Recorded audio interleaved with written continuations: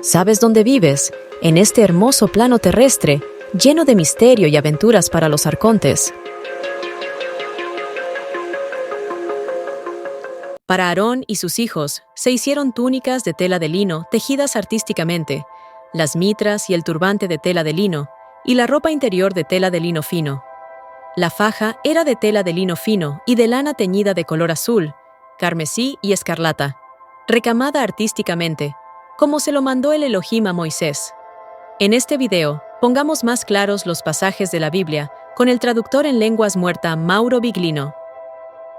Hoy quiero hablar públicas que las tiene tan tomadas fuera de un contexto más general, que involucra varios libros bíblicos, parece incluso, y eso es todo, una cultura absurda e incluso un poquito ridícula. Y así que ahora satisfacemos inmediatamente la curiosidad. En el libro del Deuteronomio, dentro de todo, una serie de prescripciones precisas que trata sobre muchas situaciones diferentes. Yahvé dice, no encontrará hecho de lana y lino juntos. Me recuerda el anuncio, ya saben, ese que dice, lana fuera y algodón en la piel. En fin, un verdadero judío no debería usarlo porque va en contra de la voluntad de su Dios, es decir, un verdadero seguidor de Yahvé. En fin, porque esta prescripción ya ha sido cancelada y por lo tanto sigue siendo válida, y uno se pregunta, pero ¿qué sentido tiene? También porque en realidad la prescripción de no mezclar estas dos telas se aplica de manera específica para la lana y para el lino, porque luego en cuanto a otras prendas podían tranquilamente mezclar los tejidos, pero esta prescripción que está escrita en medio de muchas otras puede parecer un fruto de un pensamiento peregrino, absolutamente inexplicable. Puede tener un significado preciso y ahora veremos por qué en realidad, como ven, se pasa de cientos de páginas de un lugar a otro, precisamente porque es así como se debe hacer, lo que es necesario para entender la Biblia y contextualizar las cosas que están escritas. Esta prescripción se refiere específicamente, de manera especial, a las vestimentas de los sacerdotes, en particular a esos sacerdotes, como el sumo sacerdote, que entraban en el templo tienda de Yahvé. Estas son dadas, digamos, estas prescripciones ya durante el periodo del Éxodo, cuando entraban en el templo tienda de Yahvé, en la parte más interna, para realizar ciertas funciones. Dada la presencia del Arca de la Alianza, dada la presencia y la llegada de Yahvé, podían ser también muy peligrosas. Ahora veremos un ejemplo. Además, estos sacerdotes debían vestirse de una manera particular. No voy a leerles todo porque sería realmente demasiado largo, pero en fin, hay varias prendas que se superponen, que están tejidas incluso con hilos de oro, que hacen pensar, por decirlo así, en una especie de jaula de Faraday. Desafortunadamente, en las Biblias que tenemos en casa está escrito que estas prendas y, en fin, ciertos tipos de vestimenta, los tejidos y las confecciones eran obra de un artista, pero en realidad en la Biblia está escrito que son obra de un diseñador. Y haciendo examinar, por ejemplo, el asunto de las fotos del pectoral, que eran dos elementos especiales de la vestimenta del sumo sacerdote, los técnicos dicen que recuerdan una especie de circuitos eléctricos. Así que eran prescripciones muy precisas, que no tenían un significado estético, sino un valor puramente funcional. Había, por ejemplo, una capa que cubría todo. Y aquí estamos en el libro del Éxodo, donde dice que se hará la capa de toda púrpura violeta.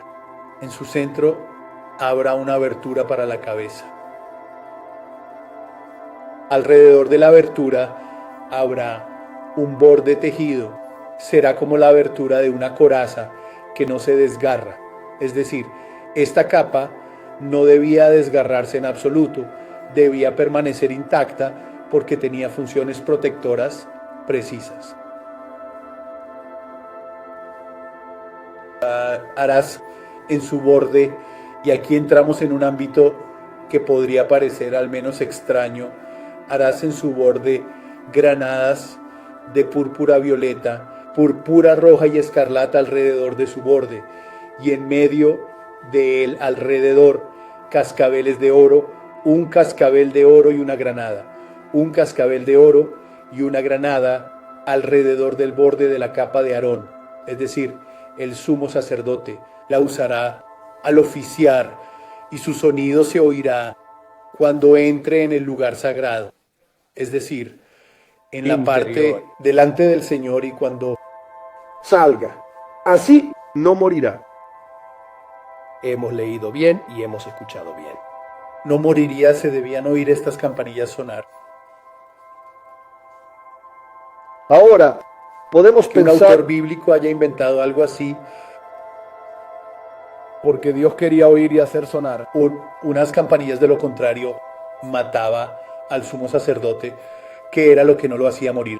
Es que estas campanillas señalaban su presencia, señalaban el hecho de que él se movía entrando y saliendo, y ahora entenderemos que entrar en ciertos momentos podía ser extremadamente peligroso.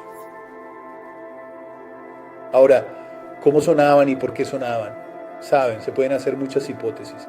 Por ejemplo, podían detectar ondas electromagnéticas por las que se ponían a sonar como una especie de alarma, o podían advertir que él estaba entrando y que él había salido, y que entonces ciertas operaciones o ciertos mecanismos dentro del santo, donde estaba el arca de la alianza, podían ser activados sin peligro para la persona. Lo que podemos excluir es que Yahvé quisiera oír unas campanillas sonar, o si no mataba al sumo sacerdote. Estas campanillas tenían una función precisa. A propósito del peligro de ciertas acciones, les leo una historia que afectó dramáticamente a los dos hijos de Aarón.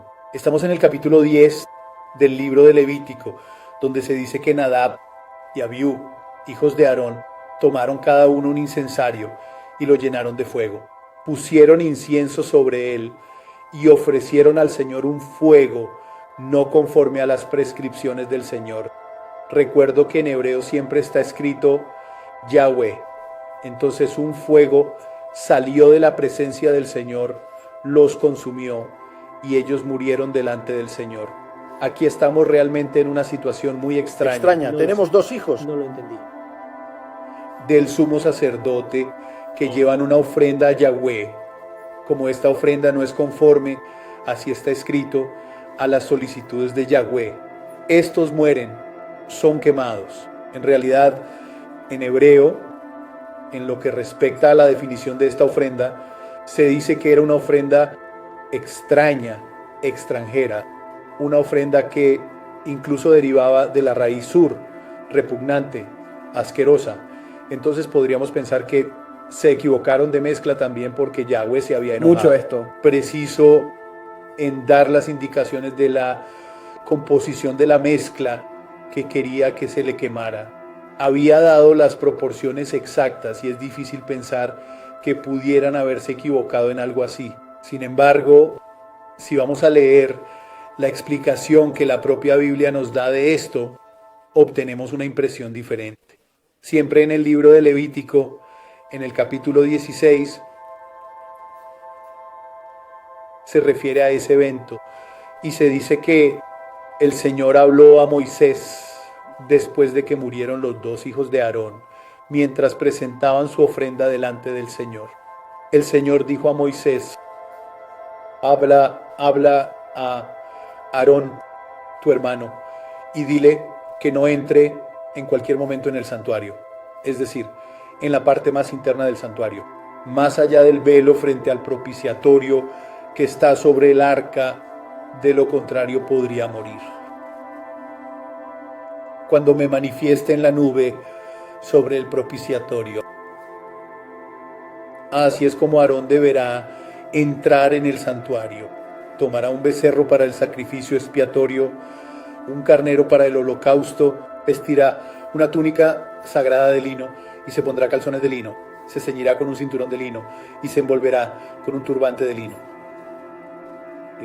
Estas son las vestiduras sagradas que llevará después de lavarse con agua. Entonces aquí Yahvé le dice algo claro, le dice a Aarón que no puede entrar cuando quiera, ni él ni sus hijos, pero dos de sus hijos ya habían muerto precisamente porque probablemente entraron en un momento en que no debían estar allí. Así que estar allí dentro significaba encontrarse en un lugar peligroso.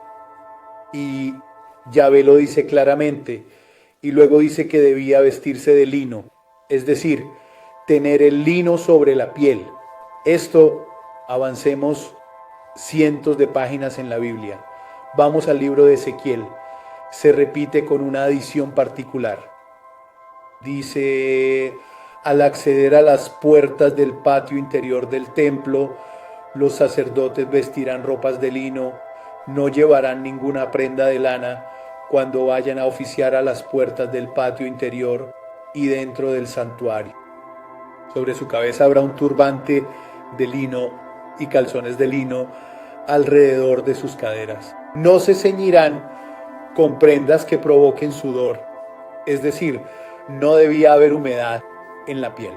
Pero cuando salgan al patio exterior entre el pueblo, se quitarán las vestiduras con las que han oficiado, las dejarán en las habitaciones sagradas, y ya he explicado muchas veces lo que significa santo, sagrado en hebreo. Las dejarán, no hay nada espiritual, significa simplemente dedicado a una función especial, y se pondrán otras ropas para no consagrar al pueblo con sus vestiduras. Estas ropas, evidentemente, durante aquellas funciones que se llevaban a cabo en la parte más interna del templo, se cargaban de una manera especial, y cuando salían ellos se tenían que despojar y dejarlas adentro, porque podrían transferirle al pueblo, evidentemente, algo, no sé decirles qué, desafortunadamente, algo de lo que se habían cargado durante la función. Pero volviendo a la afirmación principal, ¿por qué estaba prohibido tejer juntos lino y lana? Ahora, si van en internet, encontrarán toda una serie de propiedades del lino que no son solamente estéticas. Es más, en ese caso no eran para nada estéticas, porque se usaban sobre la piel y cubiertas por todo lo demás. Entonces, seguro no tenían ningún valor estético, pero debían tener una función muy específica, y es una función que podemos suponer legítimamente está relacionada con características particulares del lino. También las encuentran en las descripciones de empresas que hacen tejidos aislantes.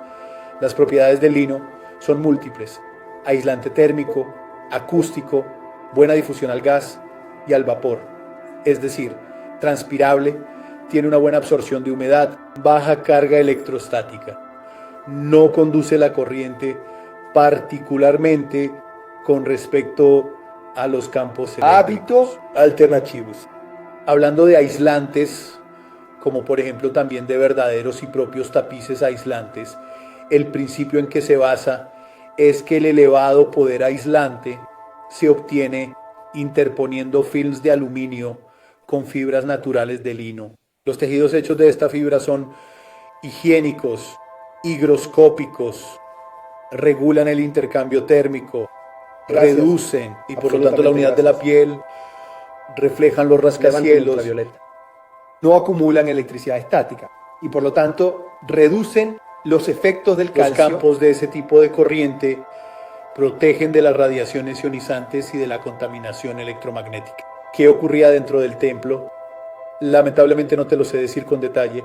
Lo cierto es que dentro del templo estaba esa arca, la famosa Arca de la Alianza, que era seguramente un instrumento que servía para generar contaminación y para acumular energía, y por lo tanto quien la manejaba debía estar vestido de cierta manera. Ahora, el lino tiene todas estas propiedades. ¿Saben cuál es la curiosidad? Que si se teje con lana las pierde. Es decir, el lino funciona bien solo, si se teje con lana ya no tiene estas propiedades. Y entonces esa regla de no harás tejido de lana y lino juntos, dirigida específicamente a los sacerdotes, tiene un significado funcional extremadamente preciso. Y esto nos da la idea de cuántas cosas conocía quien dio estas órdenes y que decía cómo quería que se vistan los sacerdotes, aquellos pocos que estaban autorizados y habilitados para entrar al templo a realizar ciertas funciones tan peligrosas que su vida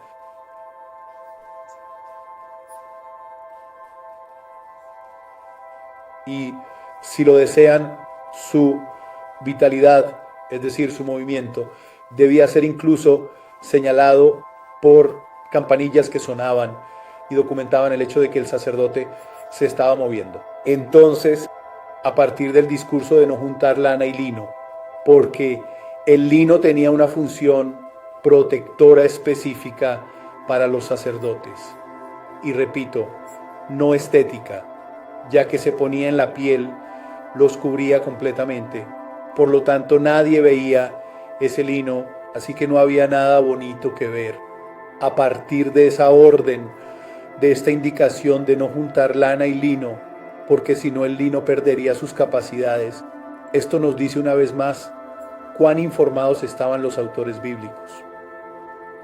Conocían incluso ciertas funciones específicas de ese tejido, tenían cuidado de no perder esas funciones porque eran importantes para la salvaguardia de la vida del sacerdote que entraba en el templo. Entonces, una vez más, esto nos documenta a través de elementos que pueden parecer banales, casi incluso ridículos, cuánto en realidad la Biblia nos cuenta en sustancia.